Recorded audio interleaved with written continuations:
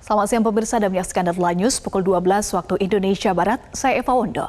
Pemirsa, sidang lanjutan uji material pasal 169 huruf Q Undang-Undang Nomor 7 Tahun 2017 tentang Pemilihan Umum akan kembali dilaksanakan oleh Mahkamah Konstitusi.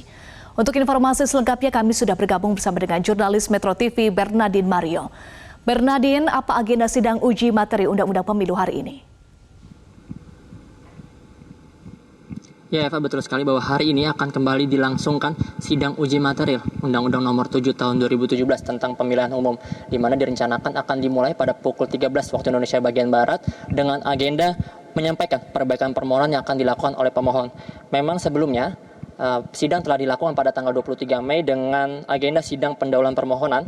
Seperti biasa memang dalam sidang pendahuluan permohonan pada tanggal 23 Mei kemarin, Majelis Panel Mahkamah Konstitusi seperti biasa akan mendengarkan terlebih dahulu pokok-pokok permohonan secara lisan dari pihak pemohon, kemudian nanti dilanjutkan dengan pemberian nasihat oleh Majelis Panel Mahkamah Konstitusi.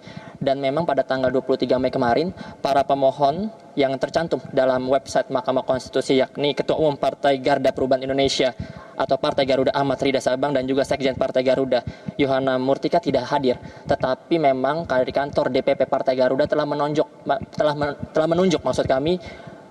perwakilan untuk mewakili para pemohon yang kemudian selanjutnya akan disebut juga sebagai pemohon.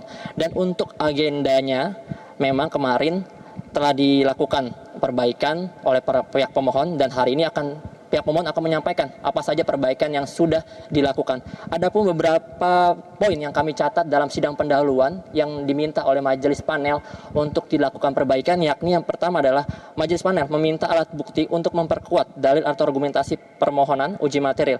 Terlebih perkara ini memang sangat dekat kaitannya dengan politik sehingga diharapkan dalil ini tidak bersifat tendensius.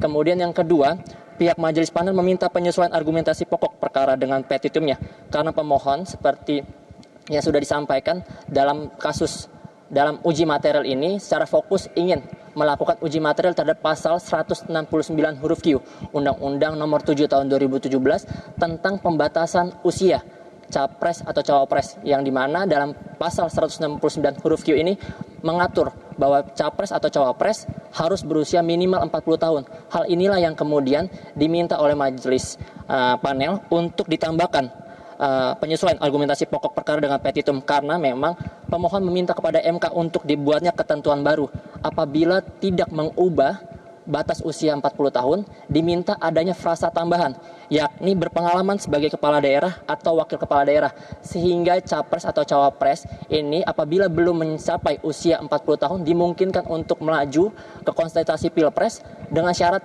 pernah berpengalaman sebagai kepala daerah dan wakil kepala daerah.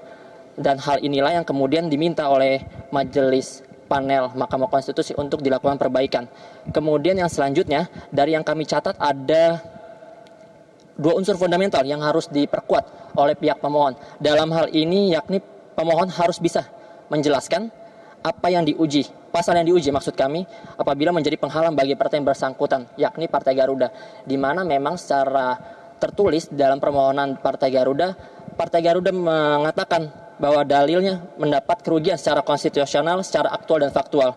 Kemudian juga ada kerugian potensial yang dimana kerugian potensi ini menghalangi berbagai pihak sehingga Majelis Panel meminta untuk mencantumkan koalisi meskipun Partai Garuda belum memiliki kursi di parlemen, sehingga Partai Garuda harus mencari contoh koalisi mana yang secara potensial terganggu dalam pencalonan capres atau cawapres.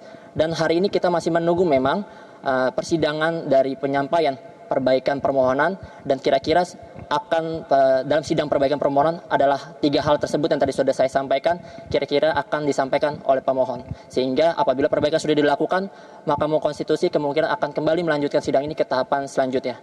Demikian Eva yang dapat saya laporkan, kembali ke Anda di studio. Baik, terima kasih Bernardine Mario untuk informasi Anda.